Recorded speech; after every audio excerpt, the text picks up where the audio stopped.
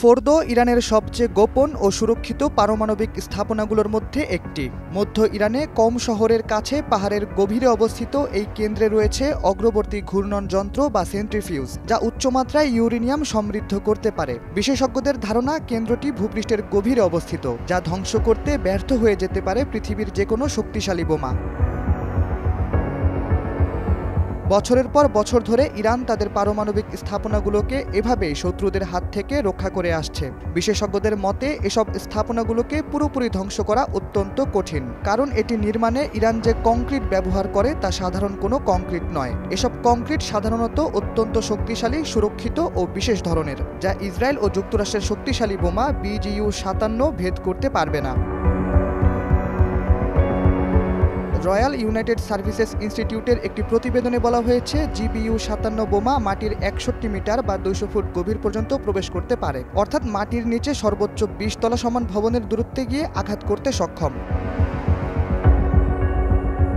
Fordow পারমাণবিক স্থাপনা মাটির ঠিক কতটা গভীরে রয়েছে তার সঠিক তথ্য এখনও পাওয়া যায়নি, তবে ধারণা করা হয় এটি ভূপৃষ্ঠ থেকে 80 বা 90 মিটার গভীরে অবস্থিত। এই অনুমান সঠিক হলে GBU-57 বোমা দিয়েও নাগাল পাওয়া যাবে না ইরানের এই পারমাণবিক স্থাপনার। এটি ধ্বংস করতে চাইলে একই লক্ষ্যস্থানে একাধিক বোমা ফেলতে হবে বলে উল্লেখ করছেন সামরিক বিশেষজ্ঞরা। 1981 সালে ইসরায়েল ইরাকের একটি পারমাণবিক কেন্দ্র বোমা মেরে ধ্বংস করে দিয়েছিল। সেই অভিজ্ঞতা থেকে শিক্ষা নিয়ে ইরান তাদের পারমাণবিক স্থাপনা পাহাড়ের গভীরে নির্মাণ করার সিদ্ধান্ত নেয়, যাতে কোনো হামলা তা স্পর্শ করতে না পারে।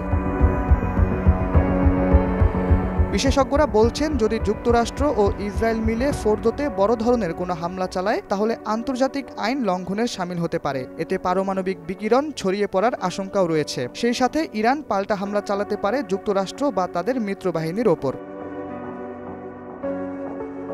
মার্কিন প্রেসিডেন্ট ডোনাল্ড ট্রাম্প এখনও ইসরায়েলকে এই বিশাল বোমা সরবরাহে সম্মতি দেয়নি, কারণ তিনি নতুন করে মধ্যপ্রাচ্যে আরেকটি যুদ্ধ চান না এবং তার অনেক সমর্থক যুদ্ধবিরোধী অবস্থানে রয়েছেন। জেনারেল ভটেল বলেন, এই ধরনের হামলা আন্তর্জাতিকভাবে একটি দেশের সার্বভৌমত্ব লঙ্ঘন হিসেবে বিবেচিত হবে এবং মধ্যপ্রাচ্যে নতুন করে যুদ্ধাবস্থা তৈরি করবে। ফোর্দো এখন এক দুর্ভেদ্য দুর্গে পরিণত হয়েছে। একে ধ্বংস করতে শুধুই প্রযুক্তি নয়, প্রয়োজন জটিল কূটনৈতিক ও রাজনৈতিক সিদ্ধান্ত, আর সেটি এখন সবচেয়ে বড় চ্যালেঞ্জ।